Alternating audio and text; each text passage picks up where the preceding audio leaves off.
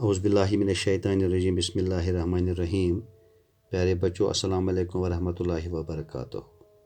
بچوں، آج میں آپ کو مرزا محمد رفیع سودا کے حالات زندگی اور ان کی قصیدہ نگاری پر ایک نوٹ لکھیں گے۔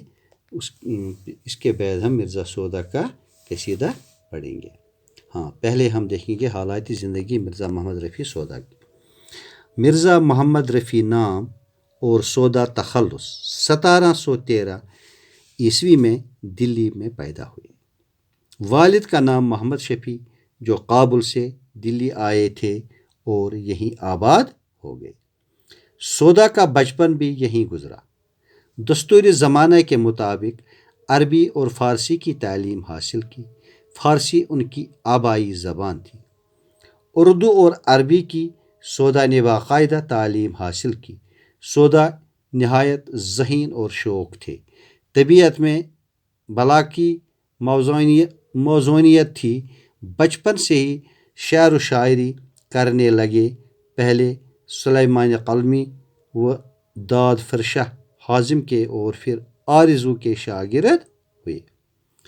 کثرت مشق نے بہت جلد استادی کے مرتبہ تک پہنچا دیا اور علم ادب کی دنیا ان کی گرویدہ ہو گئی۔ والد کی وفات کے بعد جب ساری دولت لٹا چکے تو فوج میں بھرتی ہو گئے، لیکن جلد ہی ملازمت سے دستبردار ہو گئے۔ خاندانی اعزاز اور اپنی قابلیت کی وجہ سے بادشاہ اور امراء کا تقرب حاصل ہو گیا۔ کچھ عرصہ بعد دہلی چھوڑ کر فرخ آباد چلے گئے۔ 17 برس یہاں اچھی زندگی گزاری۔ اس کے بعد خیر آباد آ کر شجاع الدولہ کے دربار میں پہنچ گئے۔ کچھ دیر یہاں رہ کر لکھنؤ چلے گئے۔ باقی عمر لکھنؤ میں ہی گزاری۔ 70 برس کی عمر میں لکھنؤ میں 1781 میں انتقال ہو گیا۔ اب بچوں، یہ تھا مرزا محمد رفیع سودا کے حالات زندگی۔ اب ان کی قصیدہ نگاری پر نظر ڈالیں گے۔ سودا اردو قصیدہ نگاری کے بادشاہ تھے۔ ان کی قلم میں زور تھا، تخیل میں بلندی تھی اور زبان پر قدرت حاصل تھی۔ اس لیے انہوں نے جس مضمون کو لیا اس سے آسانی سے نظم کر دیا۔ سودا قصیدہ نگاری کے بادشاہ تھے۔ انہوں نے طویل اور مشکل قصیدے کہے اور بہت زیادہ تعداد میں کہے۔ سودا خارجی شاعر تھے۔ ان کے کلام میں نشاتیہ عنصر موجود ہے۔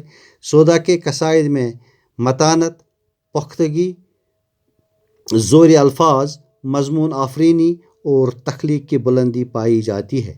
ان کے قصائد میں محاکاتی شاعری نہایت خوبی کے ساتھ موجود ہے۔ سودا نہایت پرغو اور خوشگو شاعر تھے۔ یہی کمال ان کے قصائد میں بھی پایا جاتا ہے۔ سودا کے یہاں جلوہ صدرنگ کی صورت نظر آتی۔ سودا نے جملہ فنی کے مطالبے پورے کیے ہیں۔ سودا میں قصیدہ گوئی کی فطرتی صلاحیت تھی۔ زبان و بیان پر عبور حاصل تھا۔ الفاظ کو برتنے کا ہنر بھی ان میں موجود تھا۔ یہی وجہ ہے کہ اردو قصیدہ نگاری کی تاریخ میں سودا کا مقام منفرد تھا۔ بچوں، اب ہم دیکھیں گے سودا کی ادبی خدمات۔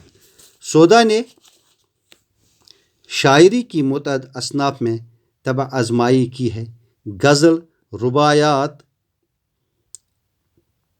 رباعیاں، مستزاد، قطعات، تاریخیں، پہیلیاں و اسخوت اور شہر آشوب سب کچھ کہا، لیکن ان کے زور بیان کے جو ہر قصیدہ گوئی میں کھلتے ہیں اور قصیدہ گوئی میں ان کا مرتبہ سب سے بلند ہے، ان کے قصائد شوکت الفاظ، تازگی مضامین، بلند خیالی، بندش کی چستی اور جدید تراکیب کی وجہ سے فصاحت و بلاغت کے اعلیٰ نمونے ہیں۔